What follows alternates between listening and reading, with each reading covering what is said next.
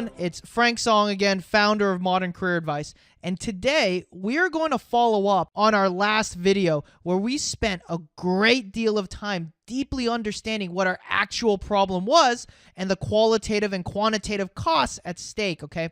So if you haven't watched it already, I would highly recommend that you do so that the following solutions and strategies will make complete sense, all right? So let's just get into it then. So today, I'm going to begin sharing with you the proper techniques and fundamentals to solving your enterprise sales problem so that you can, for one, start landing offers for roles, pay packages, and from companies that you thought were once out of reach, okay? And two, land multiple of those high quality offers. And three, make it significantly easier to land these top tier offers, all right? So with that being said, I've broken down the proper technique into 6 phases to make it much easier for people to manage, all right? Now, there are 2 rules I want you to know. The first is that these are called phases and not modules for a reason, okay? So you have to go in order or else it won't work. Said more specifically, you can't go from 3 to 5 to 2 to 6 to 1. It won't work that way, okay? Second rule is that each phase builds upon each other, all right? So, for example, what you're going to be doing in phase 3 will take all the stuff from phase 1 and phase 2 in order to do the things that you need to do in phase 3 correctly, and so on and so forth, all right? So it's very important that you do each phase correctly, okay? Because if you don't do it correctly, everything will break and this whole process will not work, all right? So right now, it just sounds like I just made both of those rules up, but by the time we get to phase 6, it will make complete sense why you have to follow these rules, okay? Because you'll see the mechanics of how all these phases interact with each other and solve the enterprise sales problem. All right. So let's just jump right into phase 1. Let's not waste any time, all right? So the best way to understand phase 1 is like this. So I get asked about business advice pretty often. And one time, one of my friends came up to me and asked if I could give him some advice on a business that he was thinking to start. And of course, I was like, yeah, sure. And then I asked him, so what business are you thinking of starting? And he responded that he was thinking of starting a vegetarian Indian restaurant. And I was like, wow, okay, that's pretty interesting. Haven't heard that one before. What possessed you to want to open a vegetarian Indian restaurant? And then, his answer went something like this. Hey, Frank, I don't know if you know this about me, but I'm actually a really good cook, right? I've actually been cooking since the age of 5. I know how to use all the spices. And I don't know if you know this, but in Indian families, we have really, really big families. So I cook for all the family parties and everyone loves my food. And every time that people taste my food, they always tell me I should open a restaurant. And then my response to that was, okay. And then he looked at me and he's like, that's it. Now, here's the problem, okay? The problem is that the answer and rationale that he just gave me for why he wanted to open up a vegetarian Indian restaurant explains why 9 out of 10 businesses fail every single year, all right? Now, don't get me wrong. Having passion and drive and skill is important in all kinds of businesses that you start. But there has to be the appropriate logic that comes behind it as well. For example, an appropriate follow-up answer would have been, so Frank, in addition to that, as I was thinking about the city where I live in, there are about 100,000 Indians in the city I live in alone, okay? Now, 50% of those Indians are of working age, which now leaves us with 50,000 Indian adults, okay? Then 50% of those Indians actually work in high-tech Silicon Valley jobs, which means 2 things. First is they're on average making at least $75,000 plus, okay? And second is they have a terrible commute because they have to wake up at 6 or 7 a.m. and they won't get home till 7 or 8 p.m., all right? So now we're left with 25,000 adult Indians who have the financial means to pay for a meal and they have no time to cook a meal because of their commute and their jobs, all right? Now, here's the best part. Of that 25,000 Indians, 10% of those Indians, by the wrath of God, are religiously vegetarian, all right? So now we have 2,500 people who have the financial means to buy a meal have no time to make that meal, and by the wrath of God must eat 3 vegetarian meals a day, 365 days a year. And here's the kicker, Frank. The nearest vegetarian Indian restaurant is 35 miles away. Now we have a business, right? So what separates the person who succeeds in business consistently from the person who consistently fails in business, all right?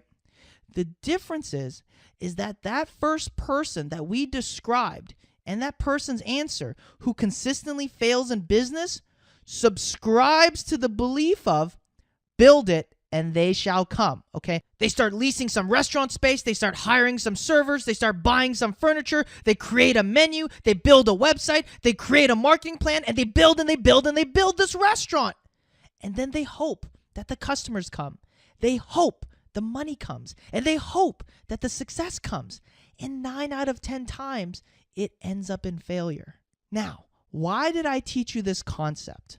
The reason why I taught you this concept is because I see the exact same error happening in people's job search processes, okay? Everyone is so focused on building their resume, building their cover letters, building their LinkedIn profiles, building their network, building this, building that. And then they hope for the interviews to come, and they hope for the offers to come. And I don't have to tell many of you watching this video this, because many of you have firsthand experience waiting for those interviews and waiting for those offers that you actually want to come, but they never do. So right now, I'm going to walk you through the fundamental principle of landing any job, okay? So I don't care if you want to be a Fortune 500 CEO. I don't care if you're looking for an entry-level job or you want to be a VP at some place. I don't care if you want to get paid a lot of money, if you want to work at the best company in your industry. Whatever it is, it all follows the same very fundamental principle, which is finding a job is actually synonymous with a toll bridge, okay? So what do I mean by that, all right? Let's talk about how a toll bridge works real quick, all right? There's a driver, and the driver needs to get to the other side, okay?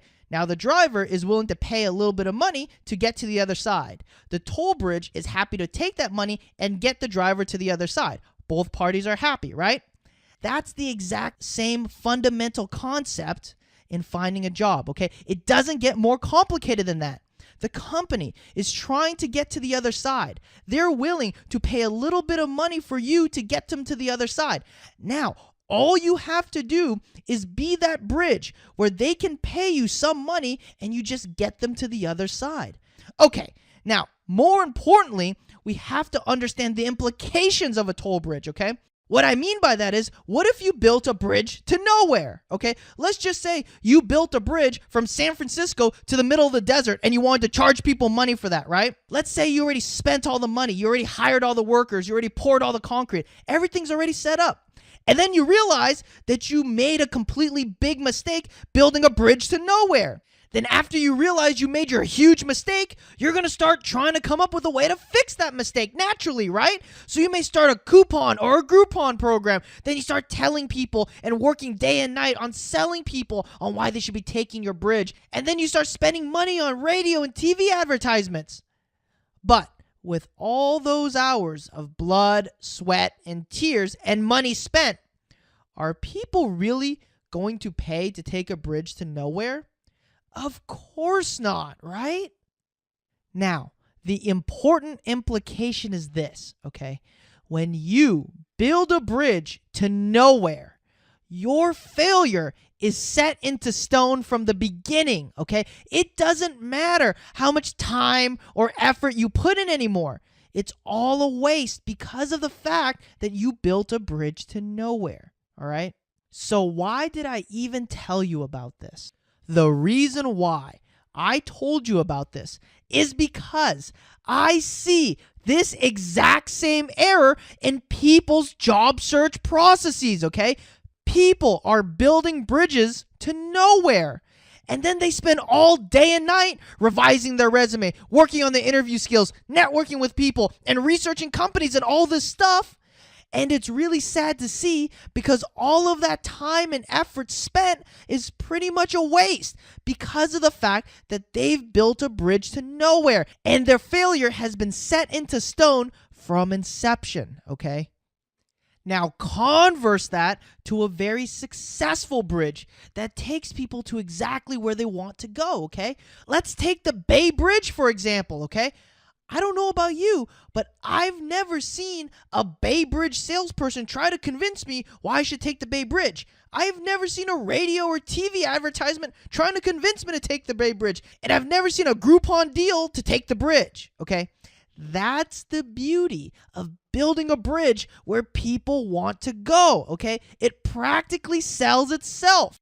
So the point is, you need to create a bridge that actually bridges the gap for where the company wants to go and what they want to pay for, right? That way, finding a job becomes exponentially easier. I promise you that, okay? When you build a bridge to where people want to go, all the resume stuff, all the interview stuff, all the networking stuff, all the negotiation stuff, it all becomes exponentially much easier, all right? That's why it's so important to build a bridge to where the company wants to go. So, with that being the understanding, what is the first logical step that we need to take in order to build that bridge to where our company wants to go? We have to identify our target market, okay? That's the focus of phase 1. Now, here's the thing. It's not as easy as just saying, okay, I picked that as my target market. Now I'm successful. Let's go home, guys. No. Okay. Now we have to understand the implications of the size of the target market, which is this. The larger your target market is, the more people you have to please. The more people you have to please, the more of a generalized solution you have to build. The more of a generalized solution that you build, the less of a solution it becomes to anyone, all right?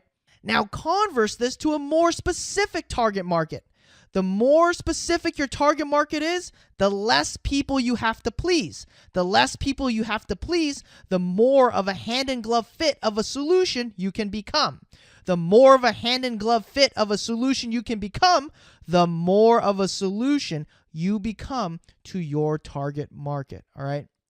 Now, hold on. We need to add one more component to this, okay? The reason being is because if you take what I just said to its theoretical maximum, that would imply that you should only target one company because the more specific you are, the more effective it becomes, right? However, if you do that, your effectiveness in landing offers will suffer, okay? So if you want to land offers for roles, pay packages, and companies that you thought were out of reach, and if you want to make it easier to land those top tier offers, and if you want to land multiple offers at the same time, your effectiveness in landing offers actually increases when you have multiple bidders, all right? And by the time we get to phase 6, you will understand the exact underlying mechanics of why this is so, all right? With that being said, the law of target market is as such. To increase the effectiveness of landing offers, you must continue to specify your target market up until the point of diminishing marginal returns, all right? So visually, this is what I'm talking about, all right? So to the very left of this graph are people who have no target market, okay? They're just creating a resume and they're interviewing, they're doing all this stuff with no target market in mind, okay? Those people have no chance of building a highly relevant solution, okay? Now, as you move more to the right, the target market becomes more and more specified, all right? As you become more specified, your effectiveness in landing offers actually increases. Why is that? That's because when you have a smaller target market, you have the ability to build a better solution than the people to the left of you, all right? Now, the place where I and my clients want to sit is at the very pinnacle of that, which is 50 to 100.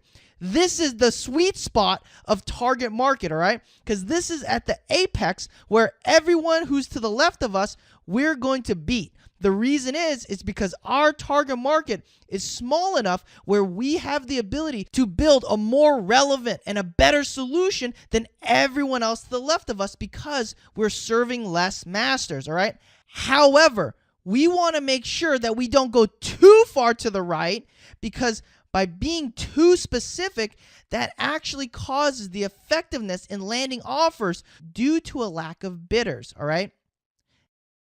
Now, this is how this phase solves your enterprise sales problem. I need to introduce you to a very dangerous concept in enterprise sales, okay? And that concept is commoditization, all right? Commoditization is one of the worst things that can ever happen to you, okay? The reason is because the more commoditized you are, the more competitive it becomes. The more competitive it becomes, the less interviews you're going to get.